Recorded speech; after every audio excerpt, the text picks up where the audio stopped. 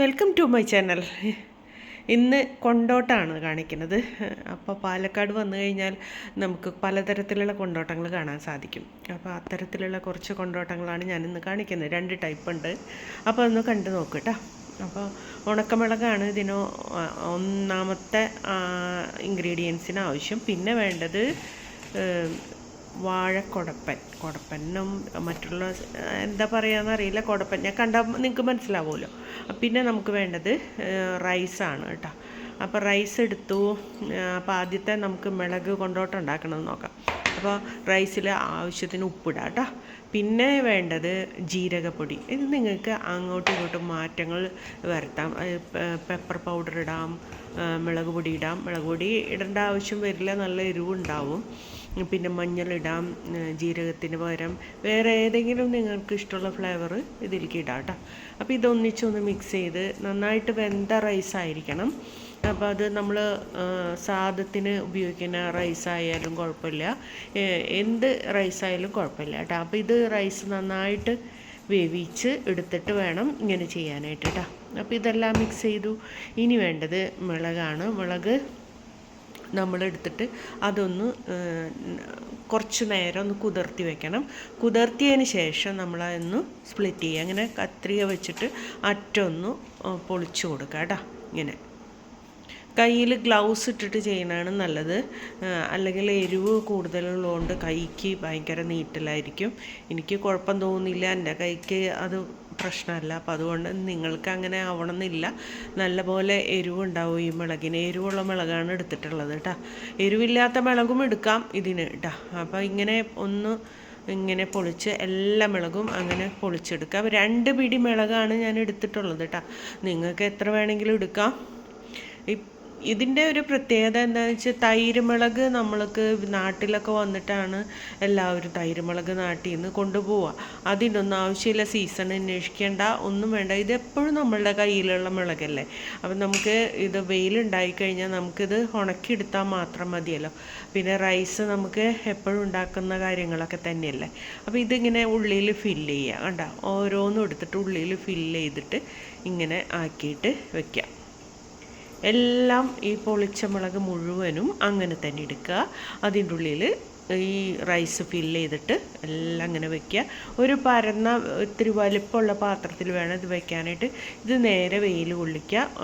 ഇപ്പോഴത്തെ വെയിൽ പ്രകാരം 2-3 ദിവസം മതി ഇത് ഉണങ്ങി കിട്ടാനായിട്ട്.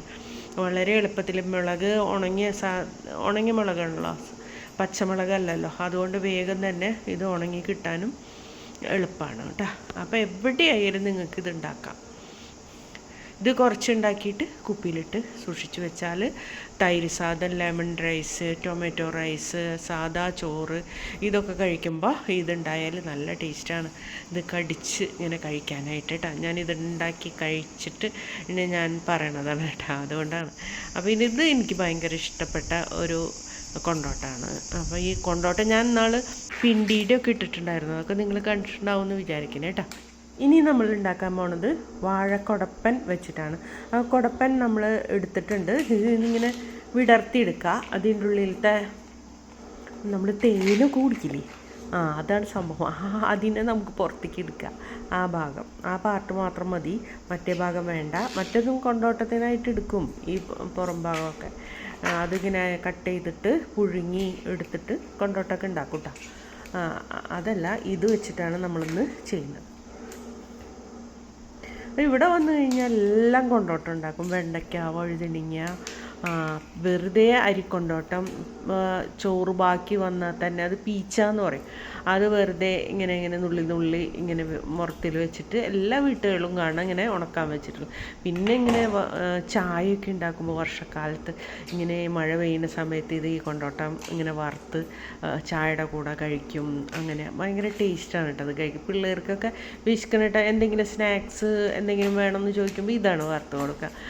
അപ്പോൾ എന്ത് വേണം, ഒരു വലിയ ടിന്ന് കാലിയാക്കി വയ്ക്കുക. അതിലേക്ക് ഇങ്ങനെ ഓരോന്നായിട്ട് ഉണക്കി സൂക്ഷിച്ച് വയ്ക്കുക വർഷക്കാലത്തേക്ക്. അതല്ലാതെയും നമുക്ക് ഉപയോഗിക്കാം. അപ്പോൾ ഇതിൻ്റെ ഉള്ളിലേക്കൊക്കെ നമ്മളിങ്ങനെ എടുക്കുകയാണ് കേട്ടോ. ഇതെല്ലാം വിടർത്തി എടുക്കുക. ഇനി വാഴക്കുടപ്പം കിട്ടിക്കഴിഞ്ഞാൽ ഒട്ടും കളയണ്ട, കാരണം നല്ല ടേസ്റ്റാണ് ഇത് കഴിക്കാനായിട്ട്. ഇതൊക്കെ പെട്ടെന്ന് നമ്മൾ ഉണ്ടാക്കി വെച്ചാൽ കഴിയുന്നതാണ് കേട്ടോ. കുറച്ച് നേരം വേണ്ടു ഇത് കഴിയാനായിട്ട്. ഇതെന്താണെന്ന് മനസ്സിലാവുകയില്ല. ഇതങ്ങനെ തന്നെ നമ്മളെടുത്തിട്ട് സ്റ്റീമറിൽ വെച്ചിട്ട് സ്റ്റീം കയറ്റാം. ഒരിത്തിരി നേരം വേണ്ട, കുറച്ച് നേരം, ഒരു 2 മിനിറ്റ്. അത് കഴിയുമ്പോഴേക്കും അത് ആയിട്ടുണ്ടാവും കേട്ടോ. ഇനി തുറന്നെടുക്കുക. ഇനി ഇത് നേരെ നമ്മൾ റൈസ് വേറെ മാറ്റി വെച്ചിട്ടുണ്ട്, അത് എടുത്തിട്ട് മിക്സിയുടെ ജാറിലിട്ടിട്ട് ഒന്നടിക്കുക. മിക്സിയുടെ ജാറിലിട്ട് അടിക്കുമ്പോൾ ഒന്നടിച്ച് കഴിയുമ്പോൾ വെള്ളമൊന്നും വേണ്ട, അത് തനിയെ അതിൽ വെള്ളം ഉണ്ടാവും. കണ്ട, ഇങ്ങനെ മുഴുവൻ ആവശ്യമില്ല, എന്നാലും ഞാനത് മൊത്തം എടുത്ത് അടിക്കുകയാണ്. വേറെ എന്തെങ്കിലും ചെയ്യാമല്ലോ. അപ്പോൾ റൈസ് ബാക്കി വന്നാൽ ഇങ്ങനെ ചെയ്യാം, അതല്ലെങ്കിൽ അത് വേവിച്ചിട്ട് നമുക്കിത് ഉണ്ടാക്കാം. ഇങ്ങനെ ഉണ്ടാക്കാം കേട്ടോ. ആവശ്യത്തിന് ഉപ്പിടാം. സെയിം തന്നെ കുറച്ച് ജീരകപ്പൊടി ഇടുന്നുണ്ട്. എന്നിട്ട് നന്നായിട്ടൊന്ന് മിക്സിയിൽ അടിച്ചു കൊണ്ടുവരാം. ഈ നല്ല പോലെ വെയിലുണ്ടാവുന്ന സമയത്താണ് ഇത് ചെയ്യേണ്ടത്, അല്ലെങ്കിൽ ഇത് പൂത്തു പോകും. പൂത്താൽ ഇത് പിന്നെ ഉണക്കിയെടുക്കരുത്, കളയണം കേട്ടോ. പൂക്കാൻ പാടില്ല. നല്ല വെയിൽ ഉണ്ടെന്ന് ഉറപ്പ് വരുത്തിയതിന് ശേഷമാണ് നമ്മളിത് ചെയ്യേണ്ടത്. ഇപ്പോൾ നല്ല വെയിലാണ്, ഇപ്പോൾ അതിന് പറ്റിയ സമയമാണ് കേട്ടോ. അപ്പോൾ എല്ലാം ഇങ്ങനെ മുക്കിയെടുക്കുക. ഇതിൽ നമ്മൾ സ്റ്റീം കയറ്റി വെച്ചതല്ലേ, അപ്പോൾ ഒന്നിച്ച് അതിലേക്ക് ഇട്ടിട്ട് ഒരു ഫോർക്ക് ഉപയോഗിച്ച് നന്നായിട്ടൊന്ന് മിക്സ് ചെയ്യുക, എല്ലായിടത്തേക്കും അതെത്താൻ വേണ്ടിയിട്ട്. മഞ്ഞൾ വേണ്ടവർക്ക് മഞ്ഞൾ ചേർക്കാം കേട്ടോ. ഇതിൽ വേണമെങ്കിൽ കുരുമുളകൊക്കെ ഇട്ട് കഴിഞ്ഞാലും നല്ല ടേസ്റ്റാണ് കേട്ടോ. ഇനി നമുക്ക് ഇതിൽ നിന്ന് ഓരോന്നെടുത്തിട്ട് പാത്രത്തിൽ വയ്ക്കാം. പാത്രത്തിൽ നിന്ന് കുറച്ച് നേരം കഴിയുമ്പോൾ വിട്ട് കിട്ടാനൊരു പ്രയാസം തോന്നി എനിക്ക്. അതുകൊണ്ട് നിങ്ങൾ വാഴയില കിട്ടുന്നുണ്ടെങ്കിൽ വാഴയിലയിൽ വയ്ക്കുക. അതല്ലെന്നുണ്ടെങ്കിൽ വേറെ എന്തെങ്കിലും വെച്ചിട്ട് എന്താ പറയുക, ഓയിൽ പേപ്പർ വെച്ചിട്ടോ അതിൻ്റെ മുകളിൽ ഇങ്ങനെ എടുത്ത് വെച്ച് കഴിഞ്ഞാൽ പെട്ടെന്ന് നമുക്ക് വിട്ട് കിട്ടും കേട്ടോ. ഒരു 3 ദിവസത്തെ സമയം എടുത്തു ഉണക്കി കിട്ടാനായിട്ട്. 2 ദിവസം കഴിഞ്ഞപ്പോൾ തന്നെ ഉണങ്ങി കിട്ടി. അപ്പം ഞാൻ മിളക് വറുക്കുകയാണ് ആദ്യത്തെ. അപ്പോൾ അത് നന്നായിട്ട് എണ്ണ ചൂടായതിന് ശേഷമാണ് നമ്മൾ കൊണ്ടോട്ടം ഇടാൻ പാടുള്ളൂ, അല്ലെങ്കിൽ അത് വീർത്ത് വരില്ല, നന്നായിട്ട് പൊരിഞ്ഞു വരില്ല. അതേ കണ്ട, നന്നായിട്ട് പൊരിഞ്ഞു വരുന്നുണ്ട് ഉൾഭാഗം. നോക്കി കണ്ട, ഇതുപോലെ പൊരിഞ്ഞു വരണം. കണ്ട, ഇതിങ്ങനെ വറുത്ത് ടിന്നിലിട്ട് വെച്ചാൽ ആവശ്യത്തിന് എടുക്കുക. അതല്ല തന്നെ ആവശ്യത്തിന് നമുക്കെടുത്ത് അപ്പോൾ വറുത്ത് കോരിയാലും മതി കേട്ടോ.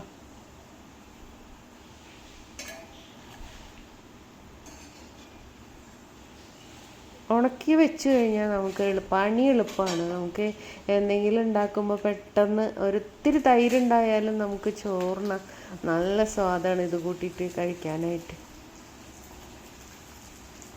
സാമ്പാർ വെച്ചാലും അതുപോലെ പരിപ്പ് അതൊക്കെ വെച്ച് കഴിഞ്ഞാൽ നമുക്ക് ഇത് കൂട്ടി കഴിക്കാനൊരു സാധനം കേട്ടോ. മിളകായതുകൊണ്ട് നല്ല എരിവും ഉണ്ട് കേട്ടോ. എരിവില്ലാത്ത മിളക് വേണമെന്നുണ്ടെങ്കിൽ നിങ്ങൾ അത് എടുത്തിട്ട് ചെയ്താലും മതി. പക്ഷേ എരിവ് ഒരു സുഖമാണ്. കടിക്കുമ്പോൾ കഞ്ഞിയൊക്കെ കുടിക്കുമ്പോൾ നല്ലോണം കഞ്ഞി കുടിക്കാൻ പറ്റും, എരിവ് ഉണ്ടാവുമല്ലോ. അപ്പം അങ്ങനെ ഓരോന്ന് കടിച്ച് കഞ്ഞി കൂട്ടി കഴിക്കാൻ നല്ല സ്വാദാണ്. അപ്പോൾ ഇപ്പോൾ ഇതിൻ്റെ സമയമാണ്. നിങ്ങളത് എന്തായാലും ഇത് ട്രൈ ചെയ്ത് നോക്കാം കേട്ടോ. ഇനി നമ്മൾക്ക് ഞാൻ കുറച്ച് കറിവേപ്പിലയും കൂടെ അതിൽ വറുത്തിട്ടുണ്ട് കേട്ടോ. അപ്പോൾ അതിന് നല്ല ഒരു ഭംഗി കാണാനായിട്ട് ഞാൻ കഴിച്ച് കാണിച്ചു തരാം.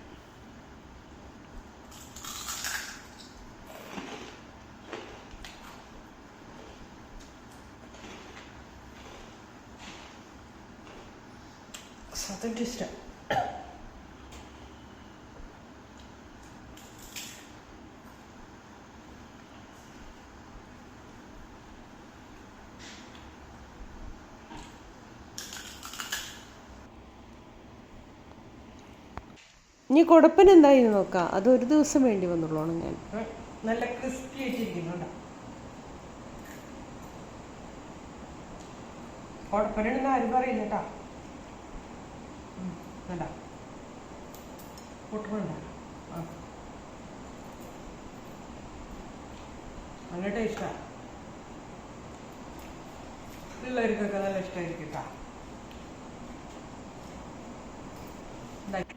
അപ്പോൾ വീണ്ടും കാണാം. ഇതെന്തായാലും ഉണ്ടാക്കി നോക്കണം കേട്ടോ.